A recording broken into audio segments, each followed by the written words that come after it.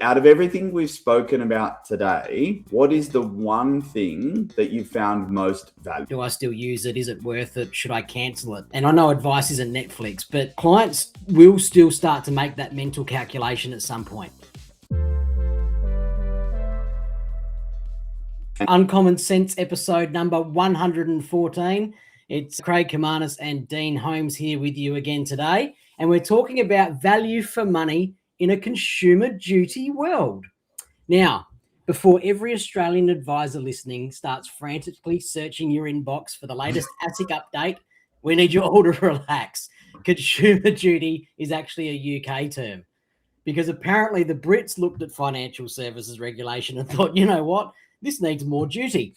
But no, we're being silly. All jokes aside, we think this concept's actually heading straight at a conversation we should already be having here in Australia, because it's not really about regulation, is it, Dean? It's a much simpler question. If I'm a client paying you 5, 10, 15,000 a year, can you clearly show me what I'm getting for it? And I don't mean a list of services in an FSG. We mean real, tangible, client felt value, because there's a big difference between doing the work, delivering value, and the client actually recognizing that value.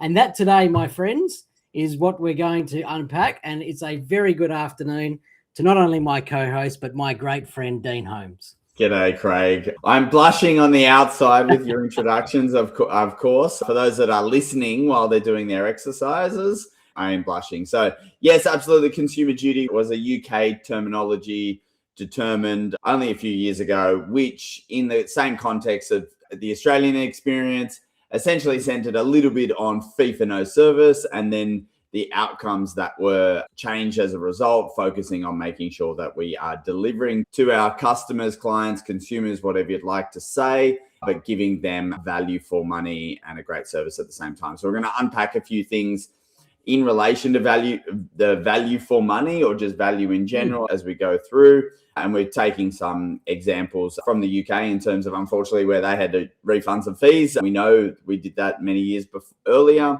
but also focusing on what we might say to a client, but actually, more importantly, what we do in the relationship is key. And as you said, Craig, first and foremost, it's not what's in the FSG that counts. And so this idea that you've put in your document or your service proposal or your FSG, unlimited access to your advisor, what do we value in terms of that? If we put in our FSG monthly newsletters, what does the client value about that? And there's elements here today where we find that we're offering things, but we have to be asking ourselves a really tough question. And that is, of all the things we've done here today for our client, of all the things that we're doing for our client, what are the things that the client absolutely values the most?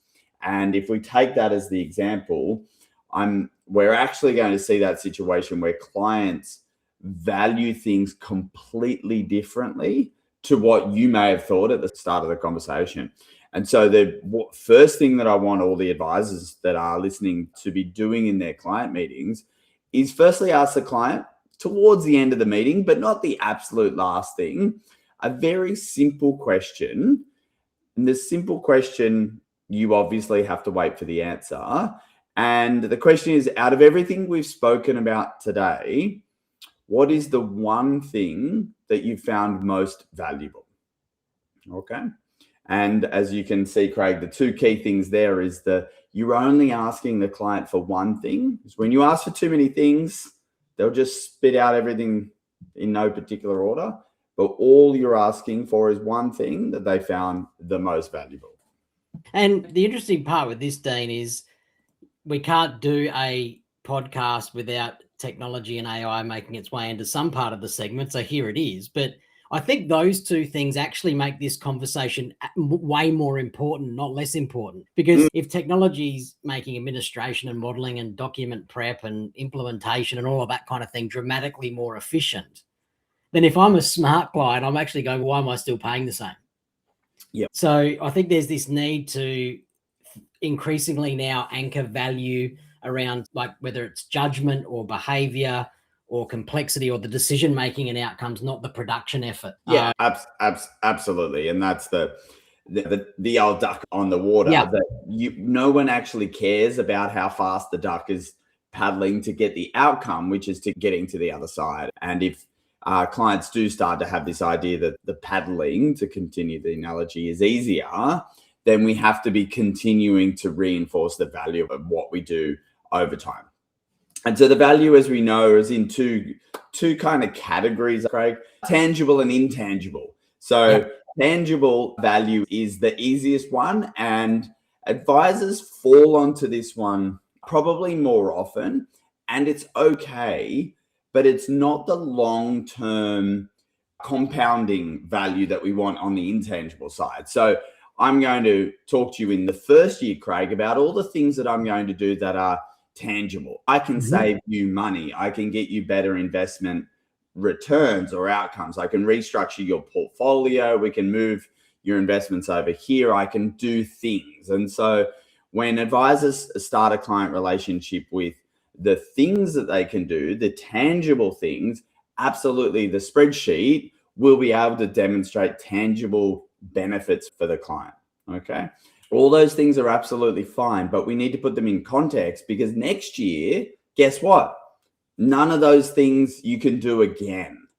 And so I want us all to be always thinking about this other side of the equation, which is the intangible, in order to give clients the perception, and then they get the reality. We have to give them the perception, though, of all the things that we do. There are a series of intangible feelings and intangible improvement to their situation that they can't always see. Okay. Yeah, and mate, I think the biggest thing there where you're leading is it's the value perceived, right? It's that perception. And even if you go back to some of the great days of strategy, a shout out to my mate Steve Browning at the Strategy Institute, like where he'd put up the client value equation, right? Which is perceived value over cost to serve is profit. Yep. Perceived value being the more clients perceive value, the more you can charge for it should you need to. Yep. And I think you're going there, Dan, but I have this real fear of, we have things we have to do which we think are value, but I'm not sure if every client's perceiving the value in it. And at some point that's going to run, it's like the Netflix test, right? Whilst I perceive value in watching Netflix over and over again, it's a subscription. Do I still use it? Is it worth it? Should I cancel it? And I know advice isn't Netflix, but clients will still start to make that mental calculation at some point. If they have looked at your advisor fee in isolation, maybe at some stage, this perceived value will come in and they'll start to judge that. Yep, absolutely. So what we need to be on the front, we always needed to be on the front foot, but everything is moving faster with this idea of technology and consideration, that it's on us to be ensuring that we are leveraging that and thinking about this. Otherwise, clients are putting their SOAs into AI and forming an opinion around the advice and the strategies and things like that, whether it's right or wrong. And so what we need to be thinking about in these intangible things is the value of the human connection, first and foremost, and the transfer of, or partial transfer of, the uncertainty. So really why clients are coming to us at the end of the day, they're not coming to save $1,000 by moving to a different product. They're actually moving and working with us on an ongoing basis because we are providing a service, and everyone can clean a pool, but not everyone does. So we're providing a service which can be valued, so clients don't have to do it themselves. But on top of that, we're actually transferring, the clients are transferring onto us the removal of risk, the removal of uncertainty, and the gaining of confidence around their financial position. And so if we know these things, then they're the elements that we need to reinforce on an ongoing basis. And as you have deeper and longer relationships with clients, you actually do this all the time. The problem is you just do it because you're a great human and a great advisor, but you don't reinforce in terms of this value equation that these are all the things we're sharing, sharing or taking on. The Sherpa's walking up the mountain with you, but taking on the burden. we're joined with you on that particular journey. And that's where the value of advice relationships on an ongoing basis sits. The price doesn't sit with that. We link the price to documents, or we link the price to product, or we link the advice to an investment outcome, not this idea that they've transferred these things onto us and we're sharing the burden with them.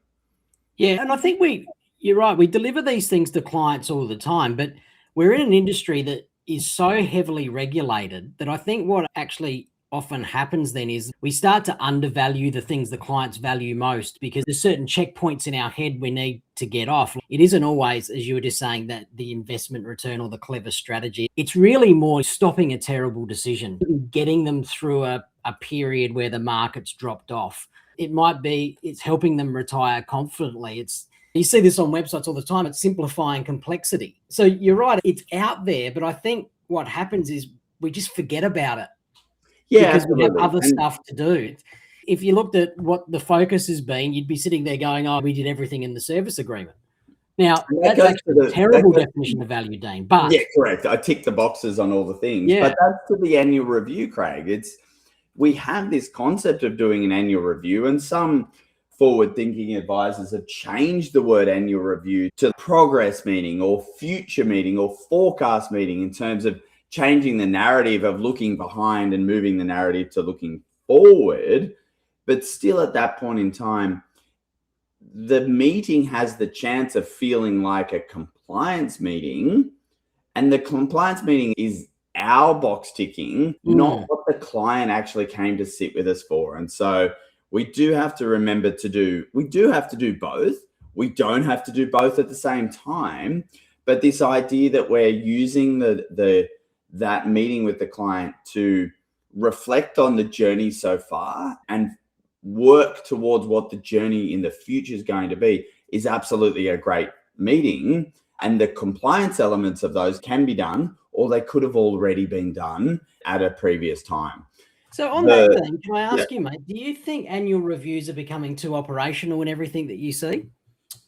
They are becoming operational in that we're trying to squeeze everything into the annual review that sometimes are what I like to call admin problems. So from my perspective, the ongoing service agreement or your ongoing contract with your client doesn't necessarily have to be delivered and signed and completed in that meeting.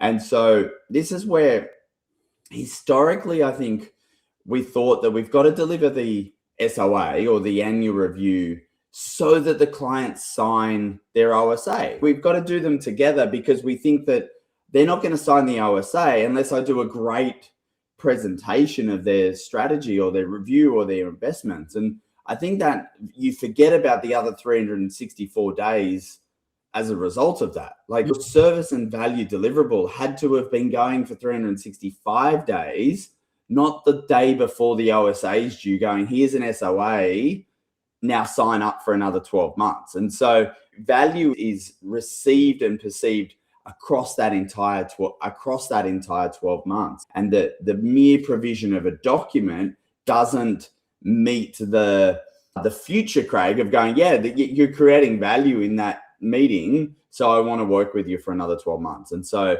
there's elements that we need to do of that transactional or compliance moments, but I'd love everyone to have a reflection of what are we doing in that meeting that could perhaps be removed from the meeting and done at a separate time, or done as part of the lead up to the meeting or the lead down from the meeting, so that particular time that you spend with your client is focused on understanding, once again, issues and concerns that are in their world, and giving them that reassurance of what the future holds for them, and continuing to remove those burdens or those concerns that we're talking about from their day-to-day. Yeah. I'm going to bring up a word that we hate here at UncommonCents. That's busy. I think through this too, about the busy advisor trap, where we could potentially confuse effort with values. Oh, Dane, you wouldn't believe, mate, how much work we did behind the scenes to put this advice together for you. I'm not sure you necessarily care. No, and everyone cares about the outcome. It's Yeah. I was reading something earlier today about when you're building a house and you hit rock and the rock has to be dug out. It's like you care because you actually have to pay more, unfortunately. But the reality is that you want the outcome, which is either the pool or the house, depending where the rock is. But you don't. It's not about the digging of the hole. It's actually what's going to look like at the end. And so if I was a builder, I'd be focusing not on the fact that I've got to dig out rock, but focusing on the outcome of what it's going to look like when the pool is installed and we've just hit this thing. So constantly reminding the customer in that example of where we're heading is really important. That the busy elements underneath is not that important. So when we think about that in financial planning, where clients don't care how many times we had to follow up Host Plus to get the third party authority signed. It's not something that you care to report. Now, it might determine our price because we know theoretically that maybe an industry fund is harder to deal with, so we should charge more appropriately and charge more. That's fine, but you're charging more because the problem's harder to solve, either in complexity or time. But then you still don't have to give clients the underlying busyness as a result. Okay, so I think this idea that we've been really busy this year and we're going to charge you more doesn't cut it. Accountants do this sometimes. I don't know if you've ever received an accounting bill like this, but they give you a bill and the bill, I'm making up the numbers, but their bill is $7,200. And then they go, but for prompt payment or for a customer, it's $5,000. And that is the example of going, hey, we were really busy on your file, but we don't have the guts to charge you. Okay? Yeah. And the outcome that I'm seeking is of getting the tax returns done in whatever price you've quoted. And so I never feel like I've received a discount when you've told me it's 5,000, then you tell me it's 7,000, but you're only going to charge me 5. There's no discount there. It's just you didn't price yourself appropriately for the time that it was going to take. And so I think this element of busyness is not necessary from a client's perspective. So you think about your ideal clients and what they pay your firm. They don't mind or know or put thinking power into how many minutes did it take this person to get me this outcome, because I value what they do greater than the price.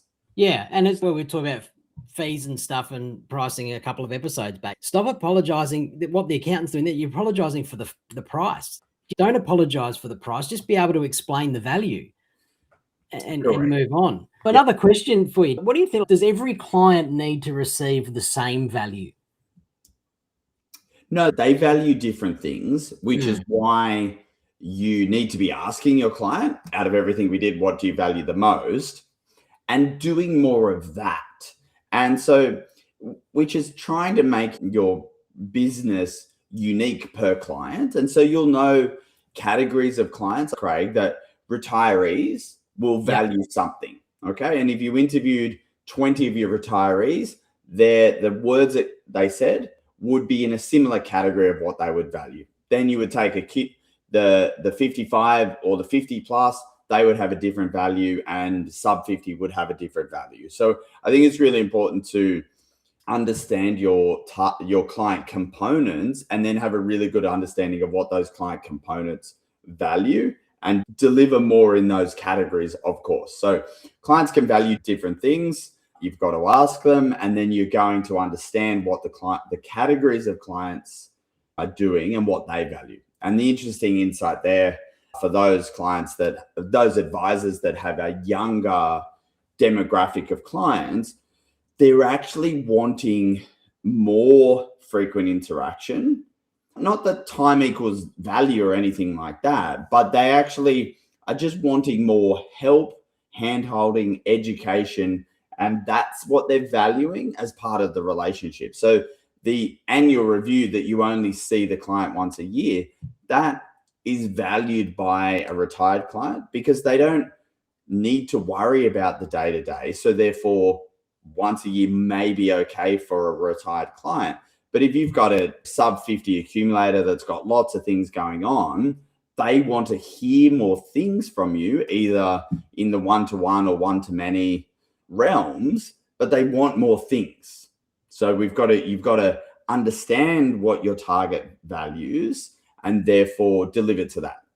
And this is why it's hard, Craig, for one business or one advisor to appeal to that really big, okay? It's not that you're not competent in all of those categories. It's just that if you're used to looking after the retirees, start taking on some young clients, but deliver them a service equal to the retirees, they don't value it. Yeah, correct. And it's interesting, Dan, isn't it? Well, this conversation today is just really even continuing to open up my thinking about, what you get asked and maybe what you should be replying with the things. Like, we obviously work across a number of advice firms, and at some stage in talking to a business, someone who running that business or one of the advisors, etc., will normally say, my fee's too high. Where do my fees sit versus others you work with, and all of those kind of things. And just after this 20 minutes of conversation now, I'm sitting there going, I'm going to revert away from actually answering that question and actually start asking people, have you made your value impossible to miss? Yes. Let's not worry about what you're charging. Yep. Are you actually making your value absolutely impossible to miss? Because clients don't leave stuff because it's expensive, Dane. No, exactly. If they value it, right? Yeah. I have this example to share that just gives you perspective on terms of the timing around the value. And so it's a hypothetical example, but yet we know versions of this could actually happen. And so if a client comes to us with a tax bill, right, and they've got that notice of assessment, the tax bill is sitting there, and it's $100,000 bill. So the client has to pay the $100,000 to the ATO. And if I said to this client, and Craig, you can be this client, okay, I know how to remove that completely. Okay, I can fix that, and the $100,000 tax bill that you have will go away. Okay, what is the price that you would pay me to remove the fact that you have to not pay $100,000 in tax? You automatically go to at least half. You're almost like, if I could save half. Correct. So if 50-50 is a great, there's a book from a hostage negotiator that says never split the difference. So okay. Craig Voss is his surname anyway. So, but 50-50 sounds really logical. You're about to send $100,000 to the ATO. So you could choose to send 50 to me and keep 50 in your pocket based on my knowledge. Okay. And the value that you've received, you can quantify as a result. You've received $50,000, or I say I'm going to charge you $25,000 for that advice. You go, the value of that advice in your pocket is $75,000. So you can do that. And the reason why you can do that at that point in time is the client feels the pain. Okay, so this is where the value and the pain, or the transfer of the pain to somebody else, is part of this value advice in this intangible category. If I meet you again, Craig, ahead of time, and I say to you, currently I can put strategies in place to save you $100,000 in tax over the next 12 months. So it's theoretical, future, uncertain, and unproven. What would you pay for the same advice? I'm not sure I trust you enough yet to engage if it's not quite exactly like your first example was definite. Now it's maybe. I don't know if I'm perceiving enough value yet, Dean. Correct. And so this is a challenge for all of our advisors, which is why I talk about it as an example, is that when the pain has already arrived, the value of our advice becomes really obvious. Okay, $100,000 bill, $50,000 to me seems fair, logical, and that's it. Yep. When I'm saying to you in the future, you're going to pay $100,000 to the tax office, and I can turn that to zero with my knowledge, it's intangible, it's in the future, and it's harder to get to. And so this is where our skills have to come out in terms of building that trust and rapport with the client and showing them the path of what the future is going to be like, without obviously giving them the answer, because the answer is worth, as you said, Craig, the answer is worth $50,000. Yep. So you better not give it away for nothing. Exactly right. Why? And why would you? What Because happens in first and second client meetings? Now, doesn't mean clients are running away and doing it, but we do like to show how smart we are in front of prospective clients. And the danger of showing how smart we are in front of prospective clients is that we show them how easy it is because we're trying to show them how smart we are. And if we connect easy and smart, then the price does go down. Yep. Okay. Correct. So we need to be changing that analogy, is that we can be smart, it's complicated, but we are experienced navigators that we can navigate that problem with you in the future to remove that pressure of that $100,000 tax bill. Yep. Okay. But the answer is reserved for my client community. Correct. So, mate, if you summarize this up, right, what we're really looking at here is, number one, do great work. Number two, make that impact visible. And number three, make sure your clients know exactly why having you in their corner matters, right? Yep. Because we know consumer duty might be a British term, as we alluded to earlier, but proving you're worth the money is universal, right? Yep. And that's absolutely what I think people need to do.